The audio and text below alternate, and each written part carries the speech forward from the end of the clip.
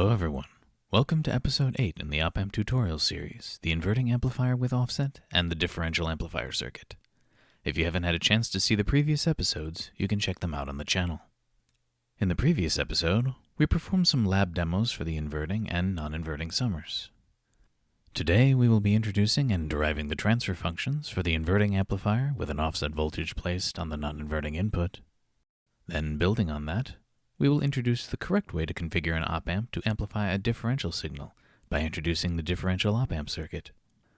Adding an offset means that you introduce a voltage to the output of the amplifier that is separate from the main signal path. You might wonder how this is different from the summing circuits we just talked about, and it's generally very similar, and indeed adding offsets to an output is something summing circuits can do. The main difference here is that we apply it to the non-inverting input of the amplifier when the amplifier is in the inverting configuration. It results in a subtractive rather than additive effect, and it also changes the virtual ground. So why add an offset?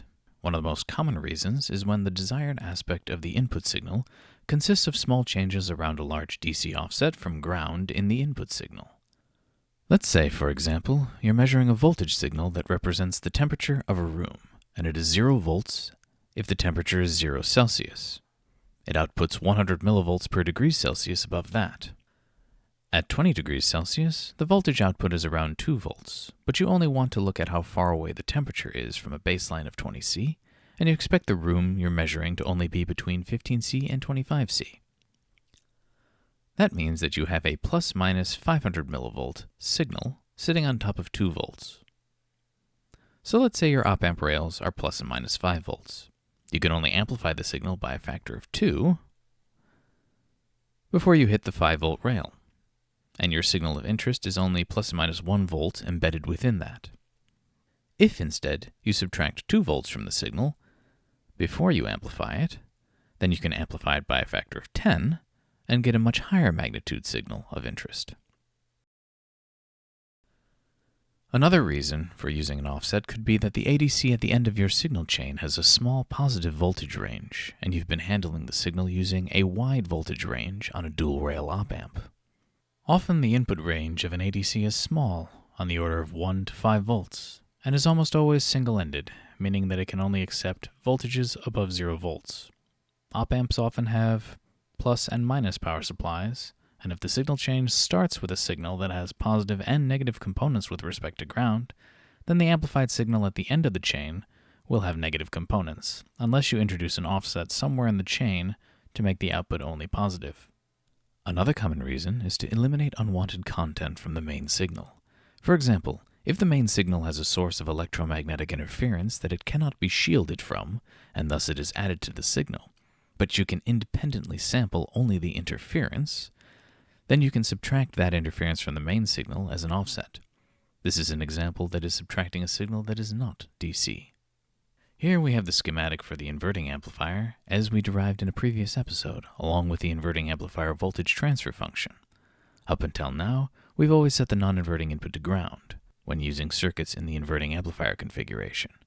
But what if we set it to a different voltage? We'll call that voltage VA.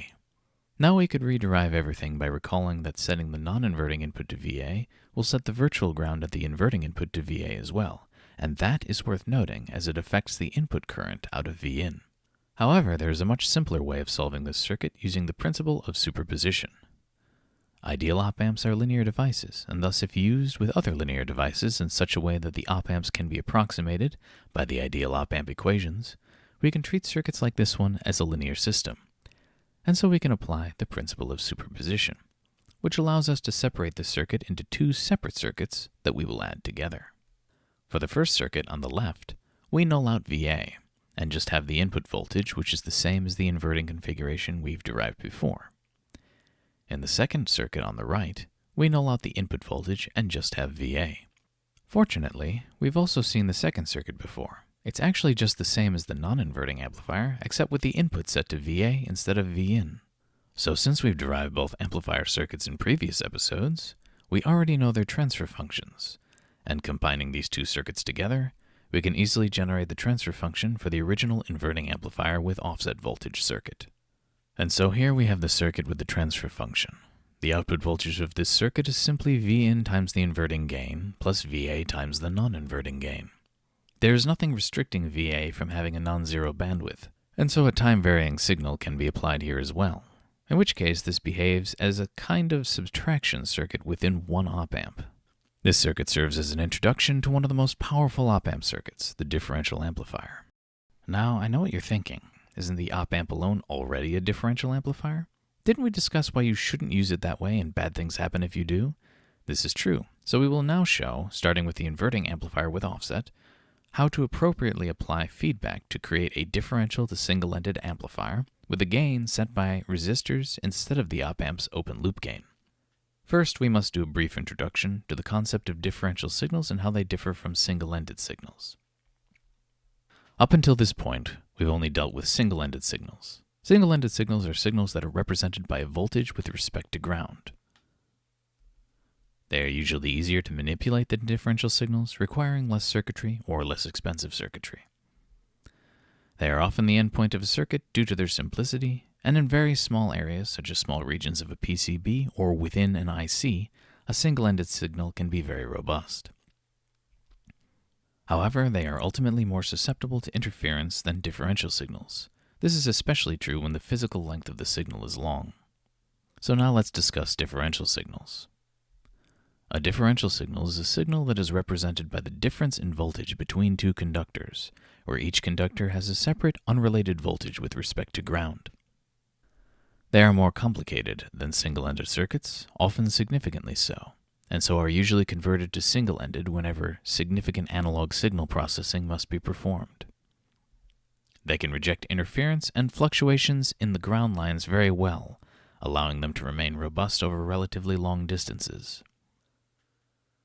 The distinction between a voltage difference between two conductors and the voltage difference between one conductor and ground may seem like a mathematical curiosity rather than a practical difference.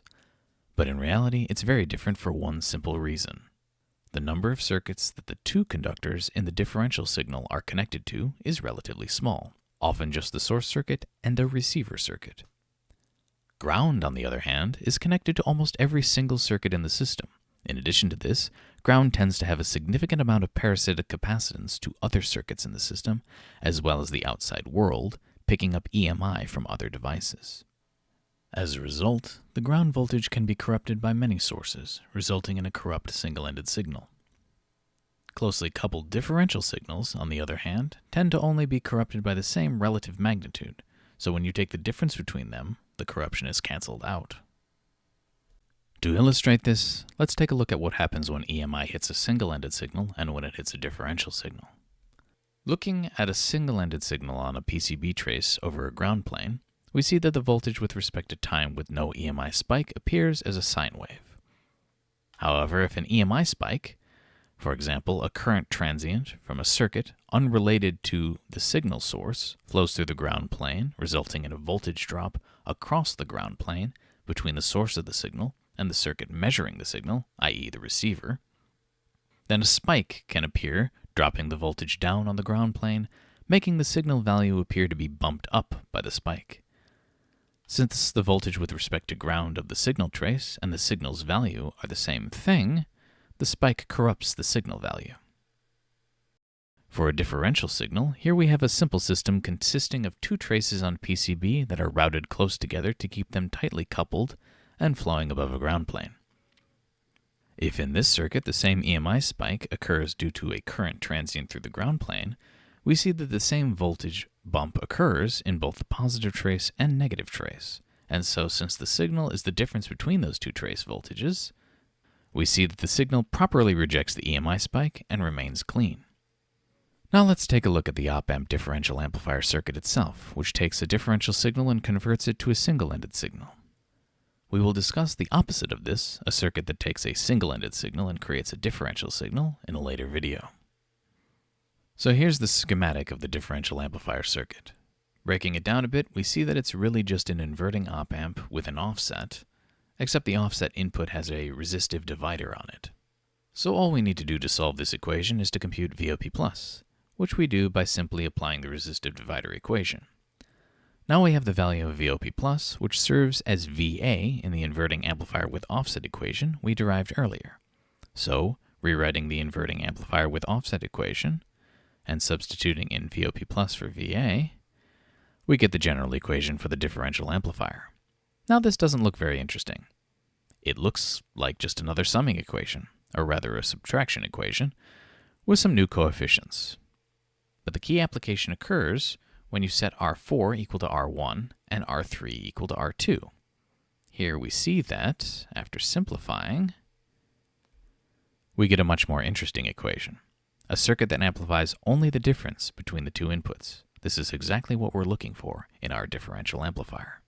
It is worth pointing out that the same result is reached if you set the two resistor ratios, R1 over R2 and R4 over R3, equal to each other. There are a few points to discuss here.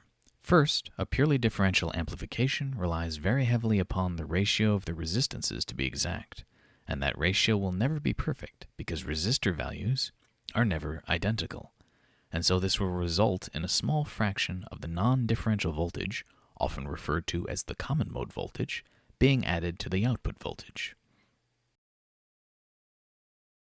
Here I've put definitions for common mode and differential mode voltage for our differential signal.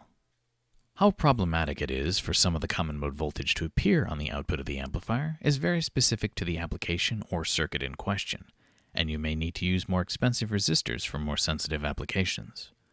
The factor by which the common mode voltage is attenuated before appearing on the output is called the common mode rejection ratio, or CMRR, and you want it to be high when you're doing differential amplification.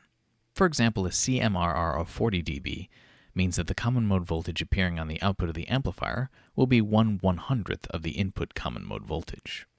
You may note that op-amps themselves have CMRR, and it is not infinite, as implied by the ideal op-amp equations. CMRR of an op-amp is a non-ideality that will be discussed in future videos.